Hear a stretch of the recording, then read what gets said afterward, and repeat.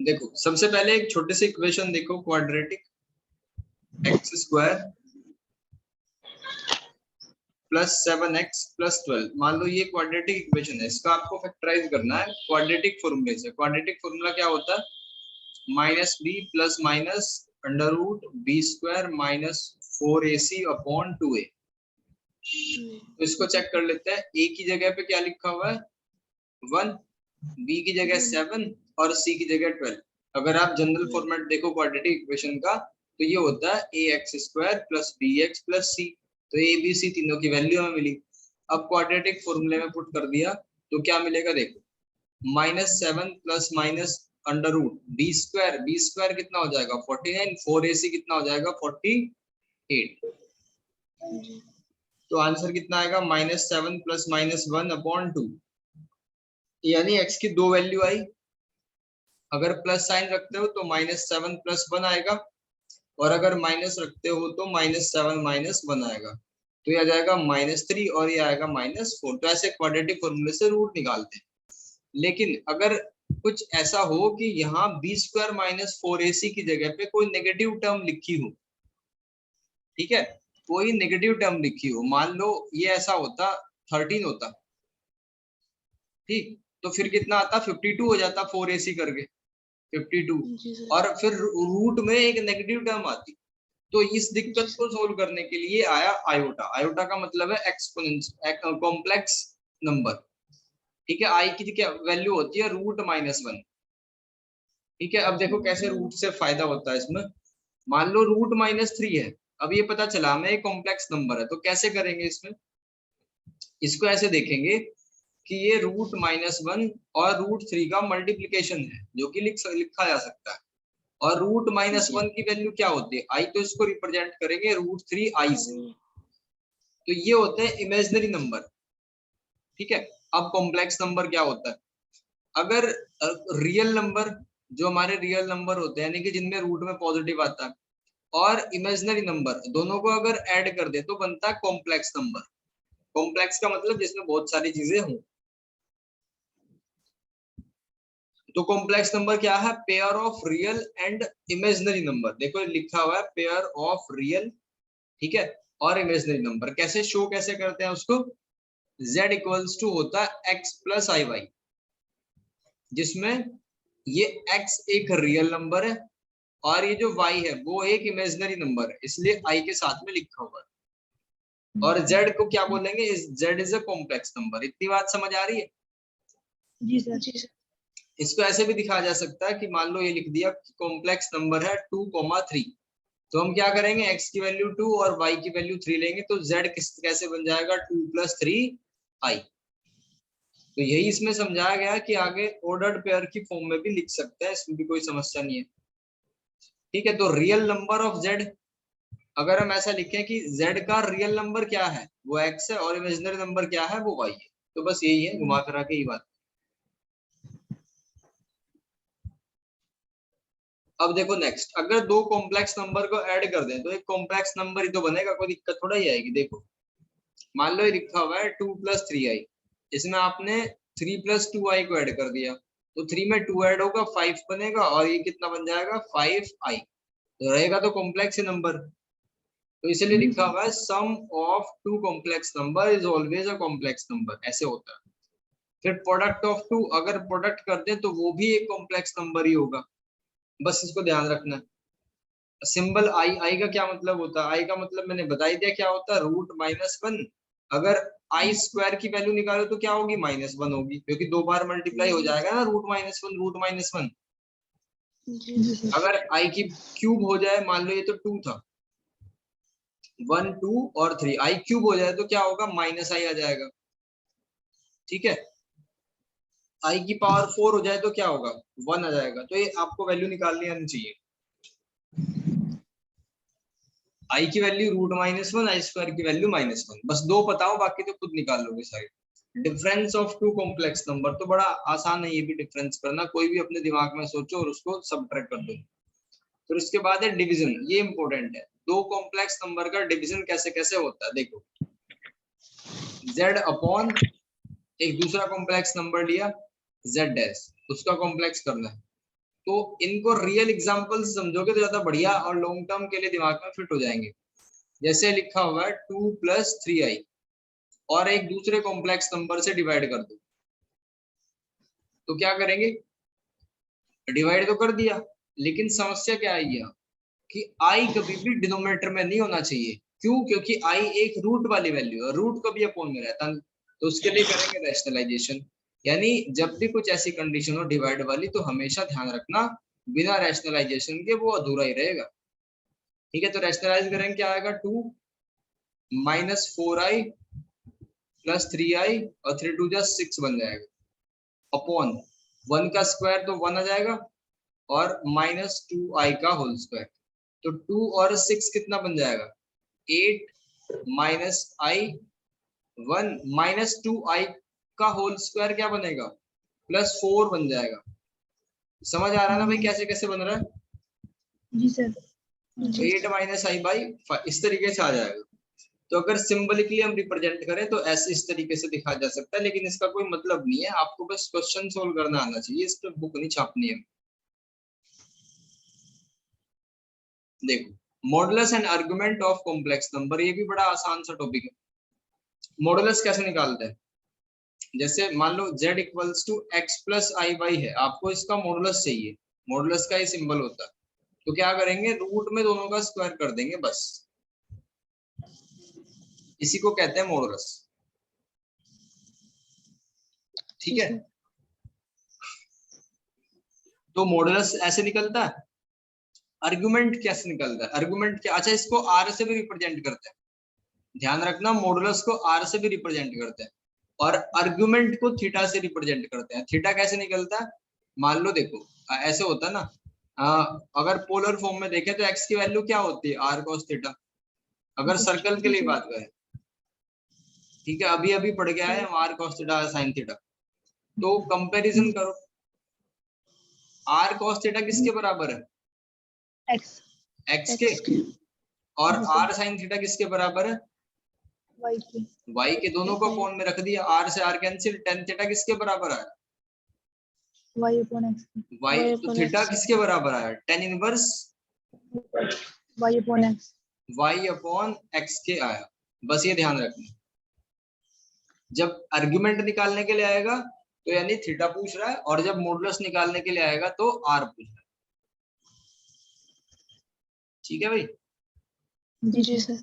Geometrical representation या argan plane क्या होता है, ये एर्गन प्लेन है, मतलब कि एक पॉइंट है P, उसकी लोकेशन x एक्सिस से कितना चले और y एक्सिस से कितना चले, उसको कैसे शो करेंगे, xy से शो करेंगे। ये 11th क्लास में भी आता है सेम, कोई इंपॉर्टेंट नहीं है, बस ध्यान रखना कि the point on the Argand plane represent the sum and difference of two complex number. अगर इस वाले को देखें कि O से P तक और O से Q तक इनका सम कर रखा है Z1 + Z2, तो इतना इंपॉर्टेंट नहीं है, बस आपको भाई ये ध्यान रखना है कि लोकेशन कैसे होती है, डिफरेंस में माइनस कर देंगे और कुछ नहीं करेंगे। आगे बढ़ते हैं, कॉन्जुगेट कॉम्प्लेक्स नंबर। कॉन्जुगेट क्या होता है, देखिए, अगर z हमारे पास एक कॉम्प्लेक्स नंबर है x + i/y, उसको ग्राफिकल भी बताऊंगा, कॉन्जुगेट को ऐसे शो करते हैं, ऊपर डंडा लगा के क्या करेंगे, जो i का कोफिशिएंट है उसका साइन कर देंगे उल्टा। क्या कहा मैंने, i के कोफिशिएंट का साइन अगर प्लस होगा तो माइनस और माइनस होगा तो प्लस कर देंगे, उल्टा कर देंगे। अब यहाँ से एक बात समझ में आई कि अगर इन दोनों को मल्टीप्लाई कर दे तो क्या बनेगा, z बार इक्वल्स टू, यानी कि z और z का कॉन्जुगेट इक्वल्स टू, इन दोनों का मल्टीप्लाई करो, फिर x + iy और x - iy, तो ये a + b और a - b का होल स्क्वायर की आइडेंटिटी बन जाएगी। इसका होल स्क्वायर क्या आ जाएगा, x² और iy का होल स्क्वायर क्या आ जाएगा, इतना, तो ये हो जाएगा x² + y², इसके बराबर आया z बार के। अभी ध्यान से देखो, मैंने ऊपर आपको क्या बताया था कि कॉन्जुगेट कैसे निकालते हैं, सॉरी कॉन्जुगेट नहीं, मॉडुलस कैसे निकालते हैं, √x² + y² करके ना। जी सर। अगर मैं इसका स्क्वायर कर दूं दोनों साइड में तो रूट कैंसिल हो जाएगा, तो क्या बनेगा, यानी कि x² + y² की वैल्यू क्या होती है, mod z का होल स्क्वायर। तो इसकी जगह पे आप लिख सकते हो मोड z का होल स्क्वायर, और यही इसमें ये प्रूफ करवा रखा है। ठीक है भाई? जी सर। अच्छा, ग्राफिकली इसका क्या मतलब होता है कॉन्जुगेट का? अगर मान लो ये कोई पॉइंट है 2 और 3, 2,3 वाला, यानी कि 2 + 3i वाला, और 2 - 3i वाला, इसका क्या होगा? कॉन्जुगेट होगा। जो भी हमने पढ़ा 2 + 3i का उल्टा क्या होगा? 2 - 3i। ग्राफिकली कैसे दिखाएंगे? इसका मतलब है एक्स एक्सिस पे तो 2 ही चला, वाई एक्सिस पे पहले पॉजिटिव पे जा रहा था, अब नेगेटिव पे जाएगा, तो उसका बिल्कुल मिरर इमेज बनेगा, जैसे मिरर रख के देखते हैं। जी सर। और इसी में एक बात सीखने के लिए यह है कि अगर z = x + iy है और इसका हमने कॉन्जुगेट कर दिया x - iy, और अगर इसको प्लस कर दे तो क्या बनेगा? z + z बार = दो रियल पार्ट बच जाएंगे, तो twice of real part of z, यानी कि रियल पार्ट ऑफ z का अगर ट्वाइस कर दे तो z + z बार के बराबर आएगा, और अगर माइनस कर दे तो इमेजिनरी पार्ट आ जाएगा। कोई दिक्कत वाली बात नहीं है। प्रॉपर्टी ऑफ मॉड्यूली, मॉड्यूली की प्रॉपर्टी देखो, कुछ थ्योरम्स हैं, ज्यादा इसमें थ्योरी नहीं है, बड़े आसानी से आज ही पूरा चैप्टर कंप्लीट हो जाएगा। मॉड्यूली की थ्योरी क्या है? The modulus of sum of two complex number. Modulus क्या होता है? ये डंडा लगा दिया, ठीक है। The sum of two complex number can never exceed the sum of their moduli. मतलब क्या होता है कि अगर दो कॉम्प्लेक्स नंबर है, उनका आपने उनके सम का मोड लिया, तो वो कभी भी बड़ा नहीं हो सकता अगर उन दोनों के इंडिविजुअल मॉडुलस निकालो तो। ठीक है, ये फर्स्ट प्रॉपर्टी होती है। अब सेकंड होती है इसकी डिफरेंस वाली। अच्छा, यहां तक का तो इसका ये डेरिवेशन हो गया, ठीक है। एक second, alternative method z1 z2, चलो यहाँ तक ये तो इसी का प्रूफ दिखा रहा है, बस ये फर्स्ट वाली प्रॉपर्टी ध्यान रखनी है। थ्योरम सेकंड है डिफरेंस वाली, कि डिफरेंस जो है हमेशा बड़ा या इक्वल रहेगा। अगर दो कॉम्प्लेक्स नंबर का डिफरेंस करा तो उसका मोड हमेशा बड़ा रहेगा z1 और z2 के मोड के डिफरेंस के। एडिशन में क्या होगा? उल्टा हो जाएगा, एडिशन में कभी भी बड़ा नहीं हो सकता और सब्ट्रैक्शन में हमेशा बड़ा होगा। ठीक है भाई। प्रॉपर्टी ऑफ आर्गुमेंट, आर्गुमेंट क्या बताया था मैंने? एक तो बताया था थीटा, मॉडुलस और आर्गुमेंट। तो मॉडुलस को r से रिप्रेजेंट करते हैं, आर्गुमेंट को थीटा से रिप्रेजेंट करते हैं। Theta sir. जी सर। और वो थीटा है क्या? ये पॉइंट P है, यहाँ से r डिस्टेंस, और ये थीटा, इसी की बात चल रही है। तो फर्स्ट में क्या कहा कि the argument of the product of any number of complex number is equals to the sum of the argument. तो इंपॉर्टेंट है थोड़ा सा कि अगर हम आर्गुमेंट करते हैं मल्टीप्लिकेशन का, बहुत सारे कॉम्प्लेक्स नंबर के मल्टीप्लिकेशन का आर्गुमेंट निकालते हैं, तो वो क्या आएगा? उनके सम के बराबर आ जाएगा। इंपॉर्टेंट प्रॉपर्टी, जैसे उसमें होता है ना, लॉग में प्रॉपर्टी होती है, log m into n को क्या लिख सकते हैं? log m plus log n, ऐसे ही इसमें लिख सकते हैं आर्गुमेंट में। दूसरी थ्योरम है argument of the quotient of two complex number is equal to the, मतलब देखो सेम वही log वाली प्रॉपर्टी है। log में क्या होता है? m by n को लिखते हैं log m minus log n। इसमें क्या लिखेंगे? Argument z1 upon z2 is equals to argument z1 minus argument z2। याद रहेगा भाई? जी सर। आर्गुमेंट की प्रॉपर्टी को डायरेक्ट कनेक्ट कर दो लॉग वाले से। तो अब देखो कार्यक्रम आगे का। Reduce the form r cos theta plus i sin theta को इस फॉर्म में रिड्यूस करना है, तो बड़ा आसान है, कोई दिक्कत नहीं। सबसे पहले क्या करना? r cos थीटा की कंपैरिजन करो, किसके बराबर है? -1 के। r sin थीटा किसके बराबर है? √3 के। दोनों ये सब में होगा ये वाला स्टेप। दोनों इक्वेशन का स्क्वायर कर दो, तो इसका स्क्वायर कितना आ जाएगा? r square cos square theta equals to 1, और इसका r square sin square theta equals to 3। Add कर दो दोनों को, तो r स्क्वायर को कॉमन ले सकते हैं, और sin square theta plus cos square theta 1 के बराबर आ जाएगा, और ये आ जाएगा 4। तो r की वैल्यू आएगी 2। माइनस क्यों नहीं लिया? क्योंकि डिस्टेंस है, ठीक है। तो अब क्या करेंगे? आपको r की वैल्यू तो पता चल गई, लेकिन थीटा की वैल्यू पता नहीं चली। थीटा कैसे निकालते हैं? tan inverse y by x करके, y की वैल्यू कितनी है √3 और x की वैल्यू इतनी, तो -√3 आ जाएगा। अब आपको ये पता होना चाहिए माइनस वाला कैसे निकालते हैं, बड़ी आसानी से निकल जाएगा बिना टेंशन के। हमें क्या करना है, इसको ऐसे कर लो, ये tan इनवर्स इस तरफ चला जाएगा, यानी कि tan theta equals to minus, और tan की टेबल में √3 की वैल्यू कितनी होती है, π/3। अब देखो क्या करेंगे, आफ्टर स्कूल टू कॉलेज, तो क्या हुआ, हम tan इनवर्स को निकालने गए और tan इनवर्स था नेगेटिव, तो चेक करेंगे कि यहाँ पे tan नेगेटिव कहाँ पे होता है। सेकंड वाले क्वाड्रेंट में, सेकंड वाले में, ठीक है, सेकंड वाले क्वाड्रेंट में जो tan है वो नेगेटिव होगा, तो हम इसको ऐसे भी लिख सकते हैं, tan पाई माइनस π/3, तब भी तो यही आएगा ना, -tan π/3 आएगा। जी सर। तो अब थीटा की वैल्यू आ जाएगी, यहाँ से इसको सोल्व करेंगे तो 2π/3 बस हो गया। फिर r की जगह 2 आया और थीटा की जगह 2π/3 आ गया। ठीक है भाई, ये सेम क्वेश्चन 11th में भी कर रखे हैं। चलो एक ये कन्वर्ट करके बताओ मुझे फर्स्ट वाला।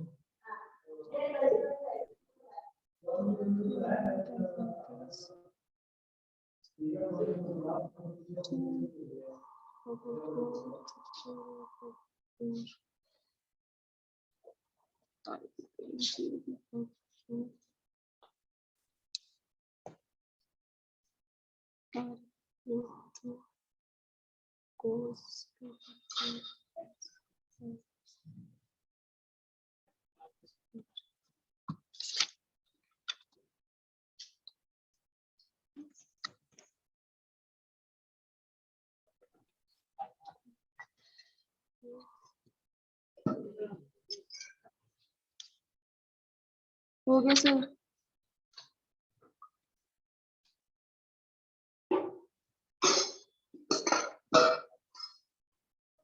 हेलो, r और थीटा कितना आया भाई? सर r की वैल्यू तो आई √2 हाँ, और थीटा की वैल्यू आई 3π/4। 3π/4 चेक कर लो, इसमें आंसर भी दे रखा होगा। हाँ 3, ये गलती इसमें मिसप्रिंट दे रखा है, 3π/4 है। सर 3π/2 आई सर मेरी तो। क्या भाई? जो tan 1 की वैल्यू होगा π/4 नहीं होती है, 2 कहाँ से आएगी तेरी? tan 1 की π/4 हो जाएगी, और क्योंकि वो नेगेटिव में है तो इसलिए उसको π माइनस π/4 करेंगे तो ये 3π/4 आ जाएगा। जी सर। ठीक है भाई, देखो जैसे एक फिफ्थ वाला क्वेश्चन है, इसमें भी ऐसे ही करेंगे, इसको रेशनलाइज करके ए और बी निकालेंगे। क्वेश्चन नंबर 5 करो इसको ट्राई।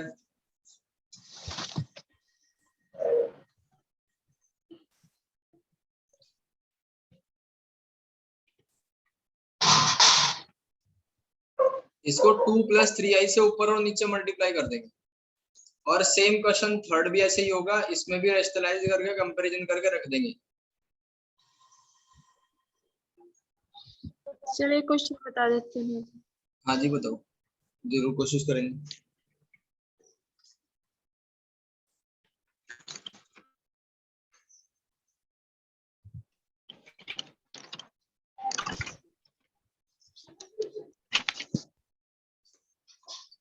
अच्छा, इस सेकंड वाले में कैलकुलेशन सही दे रखी है, इसमें कहा कि ये जो कंप्यूटेशन है क्या ये सही है या गलत है?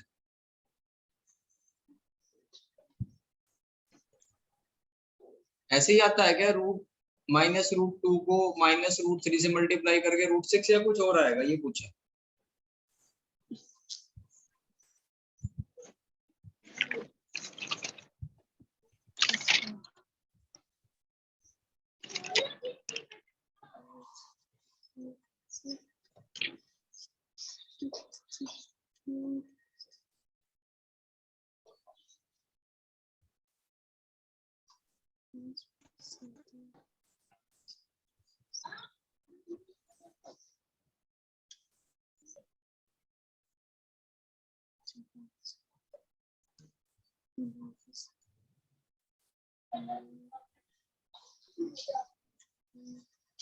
देखो, √3 की √2 में जब मल्टीप्लाई करेंगे ना तो रूट तो दोनों का रह जाएगा, रूट तो होगा ही दोनों का, और √2 की √3 में मल्टीप्लाई करेंगे तो बनेगा 6। तो ये सही कंप्यूटेशन है बिल्कुल। ठीक है, ये फिफ्थ वाला कर लिया भाई आप लोगों ने?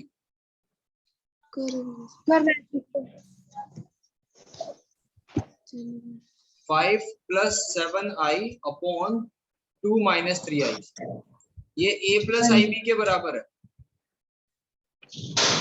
तो इसको रेशनलाइज कर देंगे 2 + 3i, और 2 + 3i से ऊपर और नीचे मल्टीप्लाई कर देंगे, तो 5 × 2 बनेगा 10, 15i, 14i - 21 upon a² - b² वाली प्रॉपर्टी लगा के बन जाएगा 4 + 9,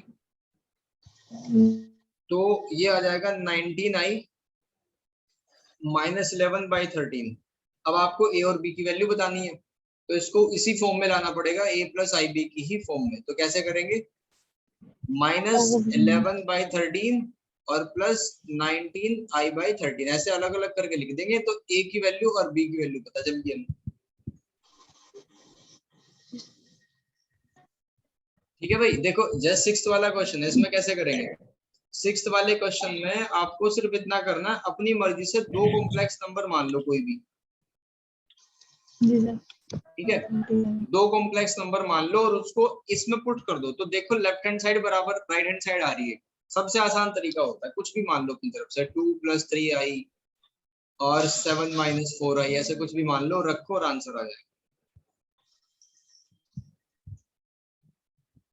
और जैसे 8th वाला क्वेश्चन है, इसमें आपको दिया हुआ है Z1 का मोड, Z2 का मोड, एंड ये दे रखा है इफ अगर Z1 का मोड, Z2 का mod and argument Z1 argument Z2 0 के बराबर हो, ये दिया हुआ है। शो दैट Z1 का mod and Z2 are conjugate number, कि ये कंजुगेट नंबर है। चलो इसको तो मैं करा दूंगा। 7th वाला देख लेते हैं एक बार, 8th वाले को आप मत करना, बाकी 6 तक सारे नॉन स्टॉप कर देना। 7th को देखो, a variable complex number z इतना है such that amplitude of the fraction z - 1 upon z + 1 is always equals to π/4। इस तरीके से है कि ये तो हो जाएगा, इसमें तो कोई दिक्कत नहीं है। z की जगह x + i y रखोगे, रेशनलाइजेशन करोगे, ये π/4 के बराबर आएगा, तो ये तो आ जाएगा। ठीक है, 8 में बताऊंगा। अब इसके बहुत सारे क्वेश्चन हो जाएंगे आपसे, जैसे फर्स्ट है, z को कुछ भी मान लो, 2 + 3i, इसका बार क्या होगा, कॉन्जुगेट 2 - 3i। आपको क्या करना है, दोनों को ऐड करना है, z + z बार। तो इसमें कहा देखो, ये इमेजिनरी पार्ट कैंसिल हो जाएगा, 4 आएगा। इसमें कहा कि वो 0 है, तो उसका क्या मतलब है, अगर वो 0 के बराबर है तो इसका अर्थ ये है कि इसमें रियल पार्ट ही नहीं है। अगर रियल पार्ट होगा तो कुछ ना कुछ तो आएगा ही ना यहाँ, जैसे 2 + 2 4 हो गया। 0 केवल तभी आ सकता है जब रियल पार्ट ही एब्सेंट हो, तो इसका मतलब इसका फर्स्ट पार्ट आ जाएगा। ऐसे ये सारे करके देख लेना। इसी कॉन्सेप्ट बेस से ज्यादातर 11th की नॉलेज से ही हो जाएंगे ज्यादातर क्वेश्चन, जो बच जाएंगे वो कल की क्लास में ले लेंगे।